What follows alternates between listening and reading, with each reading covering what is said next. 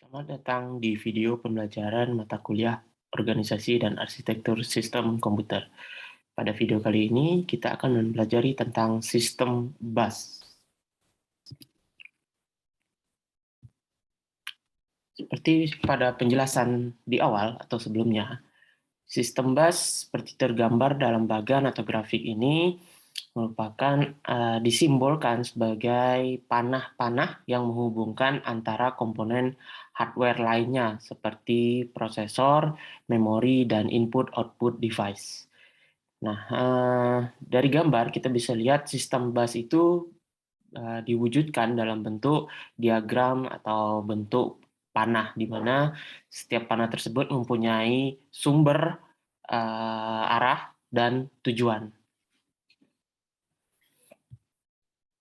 Sebagaimana fungsinya bisa didefinisikan, sistem bus ini merupakan penghubung bagi keseluruhan komponen komputer, CPU, memori, dan device I/O dalam menjalankan tugasnya. Jalur komunikasi yang menghubungkan beberapa device itu merupakan fungsi lain atau definisi lain daripada sistem bus ini. Nah, sistem bus sendiri ya ini biasanya berupa jalur-jalur kecil yang dibagi lagi di dalamnya. Nah, ini berkaitan dengan juga seperti memori ya, berkaitan dengan jumlah bit yang digunakan dalam sistem operasi kalian. Nah, jadi ketika menggunakan 32 sistem operasi 32 bit, maka sistem busnya harus support atau mendukung mekanisme penggunaan bit tersebut. Oke, kalau kita lihat secara detail, bentuk fisiknya atau kalau kita lihat dia secara gambar ya, bisa divisualisasikan dalam bentuk gambar.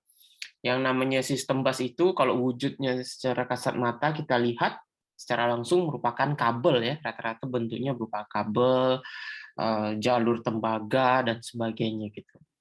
Namun ketika kita melihatnya lebih dalam lagi dan melihatnya secara secara detail gitu, maka sebenarnya ada hardware yang berperan dengan fungsi-fungsi tertentu. Di gambar, struktur dari sistem bus itu sebenarnya terdiri dari control, address, dan data lines ya. Bisa kalian lihat itu ada 3 bagian utama daripada si sistem bus itu sendiri yang menghubungkan pada setiap jalurnya. Oke, data, address, dan kontrol. Sederhananya, untuk memahaminya, kalian bisa menganalogikannya sistem bus ini sebagai sebuah mobil bis pada umumnya gitu ya. Kenapa kita bisa mengambil contoh atau analogi seperti itu? Karena bagian-bagian ini, data, address, dan kontrol ini mempunyai fungsi yang sama pada bagian-bagian lain, pada bagian mobil bis pada umumnya ya. Jadi kalau kita bisa membayangkan dalam sebuah bis itu biasanya bisa terdiri dari yang namanya penumpang, supir, kemudian ada yang namanya trayek atau rute yang dilalui. Begitu juga pada sistem bus ini. Kita bisa menganalogikannya sebuah data bus itu adalah penumpang. Jadi sesuatu yang dibawa dalam sistem bus itu sendiri yaitu pastinya adalah data. Membawa data tidak dibedakan antara data dan instruksi ya. Jadi begitu berupa karakter ataupun instruksi dianggap data. Lebar jalur menentukan performanya seperti tadi sudah disampaikan. Saluran data memberikan lintasan bagi perpindahan data antar dua modul dalam sistem komputer. Oke, kemudian ada lagi address bus ya. Bagiannya namanya address. Jadi kalau dalam mobil bis ya, kita biasanya mengenal dia rute, trayek dan sebagainya itu. Nah, di sistem bus juga perlu ada yang namanya address. Dia harus tahu kerjanya, tujuannya yaitu mengambil data dari mana, sumbernya dari mana, kemudian menyampaikannya atau tujuannya kemana. Nah, jadi address bus itu kira-kira seperti itu ya fungsinya di dalam sistem bus itu ya. Nah, dia berfungsi untuk mengidentifikasi sumber dan tujuannya. Nah, contohnya pengalamatan port I/O gitu ya. Jika CPU akan membaca word data dari memori, maka CPU akan menaruh alamat word yang dimaksud pada saluran alamat yang ditentukan. Jadi contohnya misalnya ada perintah untuk menyimpan data di hard disk. Maka dari memori si sistem bus ini membawa data atau mengetahui mana alamat daripada hard disk ya, daripada sistem komputer tersebut. Nah, terakhir yaitu ada yang namanya control bus. Kalau di mobil bis itu sendiri ya bisa dianalogikan yang namanya control bus ini sebagai supir. Yang namanya supir pasti memiliki kemampuan untuk membaca, mengendalikan, mensetir gitu ya. Nah, begitu juga pada bus ini. Ada hardware di dalamnya yang di semacam sensor mungkin saya tidak tahu pasti bentuknya seperti apa ya. Ibaratnya sensor inilah yang berfungsi untuk mengidentifikasi informasi kendali dan timing, seperti membaca sinyal ya, apakah ini fungsinya untuk mengambil atau menulis sesuatu gitu ke memori, misalnya ke MRD atau MMR. Kemudian interrupt request, dalam hari ini ada kondisi kadang misalnya komputer itu mengalami kendala atau berjalan tidak sesuai yang diinginkan gitu ya. Maka terjadi yang namanya interrupt atau apa ya, interupsi gitu ya, penghentian di tengah jalan. Nah, si control bus pasti memiliki kemampuan untuk membaca itu. Kemudian terakhir adalah clock signal, artinya ini dia bekerja berdasarkan waktu ya. Jadi ketika ada proses yang harus dilakukan bergantung pada kecepatan masing-masing hardware daripada komputer ya. Nah, maka si control bus ini mempunyai kemampuan untuk memiliki kecepatan terkait timingnya tadi itu ya. Kadang data ini harus segera disampaikan atau di hold terlebih dahulu. Oke, kemudian kita masuk ke bagian jenis-jenis sistem bus itu sendiri. Ada dua ya, ada dedicate dan satu lagi yang namanya multiplex. Nah, dua jenis bus ini digunakan di dalam sistem komputer, namun tidak semua sistem bus menggunakan sistem dedicate, namun sebaliknya tidak juga semua jenis bus ini jenisnya adalah multiplex. Jadi ada bagian yang kadang menggunakan dedicate dan menggunakan multiplex. Bagian mana saja? Sebelumnya kita lihat dulu apa perbedaan dedicate dan multiplex ya.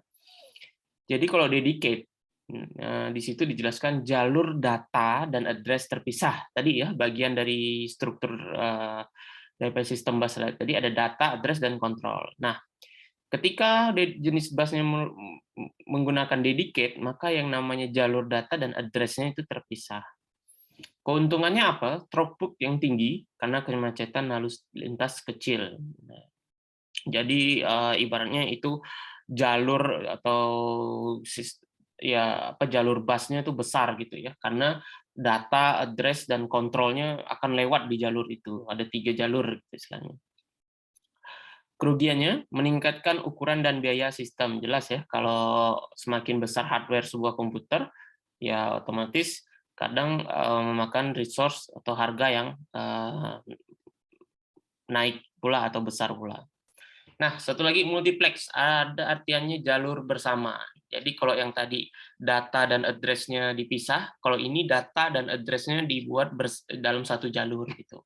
Sehingga pasti jalurnya lebih kecil atau bentuk panahnya tadi yang kita bisa lihat di gambar itu jadi lebih kecil. Sehingga keuntungannya memerlukan saluran yang lebih sedikit, menghemat biaya. Kerugian diperlukan rangkaian yang lebih kompleks untuk setiap modul ya, karena harus mengidentifikasi tadi satu jalur dia bisa harus nanti ada bagian proses pemisahannya, mana address, mana data lagi, sehingga harus ada pemrosesan sehingga rangkaiannya lebih kompleks. Nah, sebelum masuk ke timing, jadi kapan sebuah sebuah sistem bus digunakan yang model dedicated, kapan yang menggunakan multiplex ya.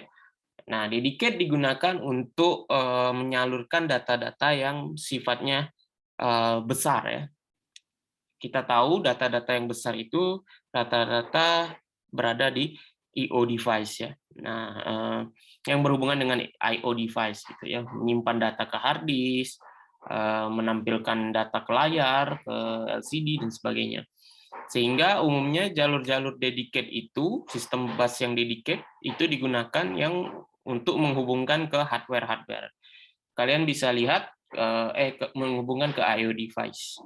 Kalian bisa lihat kadang ketika kita menggunakan hard disk, kemudian monitor dan sebagainya itu, printer, perlu kabel-kabel yang istilahnya ada wujud fisiknya gitu ya. Itu yang perlu kalian akan bisa lihat bentuknya dalam bentuk kabel-kabel terhubung gitu ya ke komputer kita atau ke laptop kita. Berbeda dengan multiplex. Jalur multiplex biasa digunakan untuk ke memori, ke prosesor. Kalian tidak akan lihat ada kabel yang menghubungkan ke prosesor atau ke memori RAM gitu ya. Karena sifatnya dia multiplex, dia hanya membutuhkan jalur-jalur bentuk hardware-nya yaitu tembaga gitu. Misalnya jalur kabel tembaga kecil istilahnya yang langsung ditertanam di situ. Oke ya, itu ya. Jadi contoh gambarannya. Kemudian ada proses timing di dalam sistem bus itu ada sinkronus dan asinkronus. Sinkronus terjadi event pada bus ditentukan oleh sebuah clock. Jadi ada request, ada triggernya kalau model sinkronus ini. Sedangkan asinkronus terjadi event bus mengikuti dan tergantung pada event sebelumnya. Jadi ketika kita memerintahkan sesuatu, kadang ada yang mengklik sesuatu, memerintahkan sesuatu, baru data itu berjalan gitu ya, baru proses terjadi. Nah, itu yang dinamakan sinkronus. Tapi kadang pula ada yang bisa terjadi ketika tanpa perlu kita perintahkan gitu, terjadi secara langsung pada kondisi berkelanjutan gitu. Contohnya ketika kita mau print sesuatu lah ya. Ketika kita klik print, printer akan langsung bekerja gitu ya, memprint apa yang kita perintahkan gitu. Nah, otomatis printer itu bekerja otomatis ya. Begitu juga pada ketika kondisi dia ingin mencetak halaman selanjutnya, tidak perlu kita klik lagi gitu ya. Karena itu proses asinkronus, dia akan otomatis ketika sudah menyelesaikan sebuah task atau tujuan gitu ya, dia akan ibaratnya langsung request kembali untuk memprint halaman selanjutnya gitu.